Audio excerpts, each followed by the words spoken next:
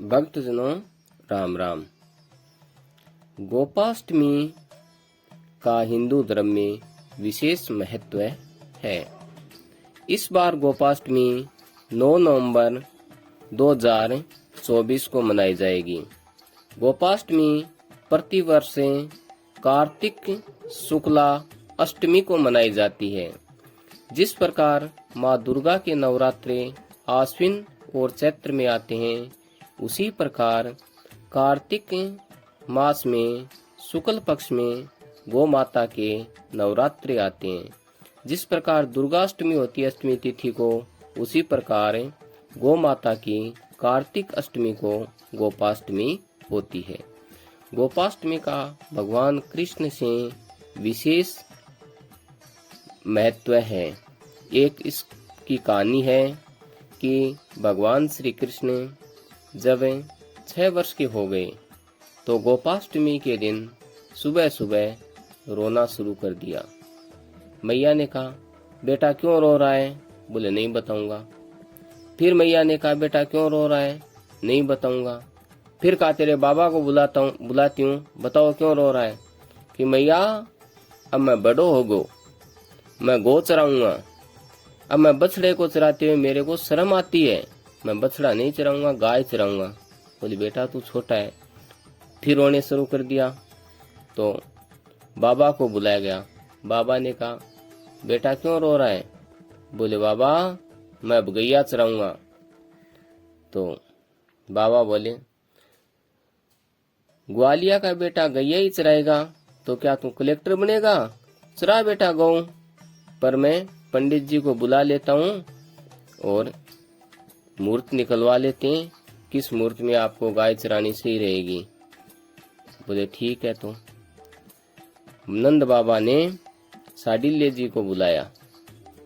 पंडित जी आए और उन्होंने अपना पतड़ा देखा और पतड़ा देख के कहा कि आज गोपाष्टमी है, आज के दिन से अच्छा कोई गोचरण का मूर्त नहीं हो सकता और आपका बेटा तो मूर्त के अनुसार ही रो रहा है।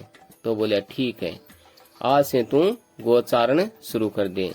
तो कृष्ण भगवान ने गोपाष्टमी के दिन से गायों का चराना शुरू किया।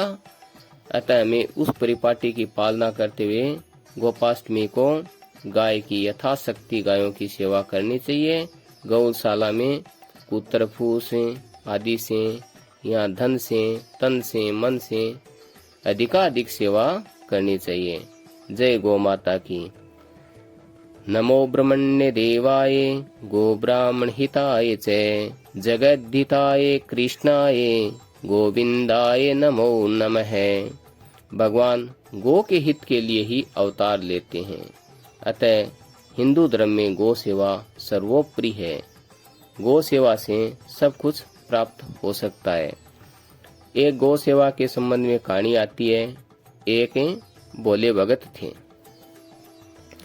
तो उन्होंने घर वालों ने सोचा कि ये भोला है तो इसका कैसे काम चलेगा, किसी आश्रम में भेज देते हैं गुरुकुल में, तो पंडित जी के पास पढ़ेगा तो कुछ पांडित्य सीख लेगा तो अपना काम चलाता रहेगा। तो पंडित जी के पास चला गया। तो पंडित जी को और तो सारे शिष्य गुरुजी कहते हैं, वो भोला था तो वो काका कहता। तो पंडित जी ने कहा ठीक है, जैसे भी ये कहे ठीक है। बोले तू ऐसा किया कर बेटा, सुबह शाम पढ़ लिया करें, दोपहर में गाय चराने चला जाया करें और गायों की बहुत अच्छी से सेवा किया करें। बोले ठीक है। और उसको मंत्र दे दिया, अष्टाक्षर मंत्र दे दिया श्री कृष्ण भगवान का, श्री कृष्ण शरणम मम। तो वो रात दिन सुबह शाम दोपहर सभी टाइम भगवान के इस मंत्र का जाप करता रहता और गायों को चराता रहता। एक दिन की घटना की बहुत अच्छी बारिश हुई। तो बारिश हुई तो वो गायों की इतनी सेवा की कि 3 दिन तक वो गायों को नहीं ला सका, वहीं सेवा करता रहा और उसने भोजन नहीं किया। तो इस बात से श्रीनाथ जी प्रसन्न हो गए। तो उन्होंने अपना बाल भोग लेके उसके सामने श्रीनाथ जी भगवान प्रकट हो गए।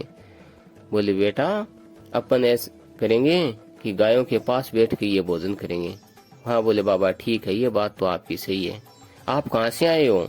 बोले मैं यहीं से श्रीनाथ जी के मंदिर में रहता हूँ, वहीं से आया हूँ। बोले बाबा आप बहुत अच्छे हो, मेरे लिए इस बारिश के मौसम में झड़ी हो रही है, कोई नहीं आया, आप मेरे लिए भोजन लाए हो। तो भगवान ने उनको भोजन किया करवाया और फिर बोले बाबा आप ऐसे किया करो कि मैं अकेला सोता हूँ, मेरे को डर लगता है, तो आप शाम को शाम मेरे पास आ जाया करो। तो श्रीनाथ जी क्या करते थे, वो गायों की गौशाला में सोता था, तो उसके पास आने शुरू हो गए। तो वो क्या किया कि गायों के पास आते थे, तो पुजारी जी ने सोचा कि ये टूटी हुई खटिया पर श्रीनाथ जी इसके साथ सोते हैं, ये तो अच्छी बात नहीं। तो पुजारी जी ने कहा बोले अब से तो ऐसा किया करें कि श्रीनाथ जी के मंदिर के आगे भजन करता रहा करें, नींद आए तब तो यहीं सो जाया करें। बोले ठीक है। वो बोला था, वो जो भी कहते थे उनसे वरिष्ठ उनकी बात को अक्सरस मानता था। तो उसने क्या किया कि श्रीनाथ जी के आगे मंदिर में सो गया, प्रतिदिन सोता रहता। एक दिन शरद पूर्णिमा आई, तो शरद पूर्णिमा को महारास होता है, तो महारास के लिए ठाकुर जी निकले, राधा जी निकले, बहुत सी गोपियां निकली। तो उसने सोचा कि पुजारी जी ने मेरे को मंदिर की रखवाली के लिए छोड़ा है, इतनी लुगाइयां कहाँ जा रही हैं, इनको कोई जानवर नहीं मार दे, इनकी रक्षा करनी चाहिए मुझे। तो उनके पास वो साथ साथ पीछे पीछे चले गए। फिर वे सारे चंद्रकुंड पर जाकर के महारास किया। तो महारास के समय, अन्य समय तो भगवान श्री कृष्ण बीच में अंतर्ध्यान होते हैं, इस बार क्या हुआ कि राधा जी अंतर्ध्यान हो गए। तो राधा जी के वियोग में भगवान श्री कृष्ण अपने आभूषण गिराते हुए घूम रहे हैं, और उस ग्वाले ने सारे आभूषण ले लिए और वो वापस आ गया और बोला महाराज ये भगवान श्री कृष्ण कल निकल गए थे और अपने ये आभूषण गिराए। तो सभी देख के बहुत प्रसन्न हुए। बोलो श्री कृष्ण भगवान की जय, राधा मैया की जय, गौ माता की जय।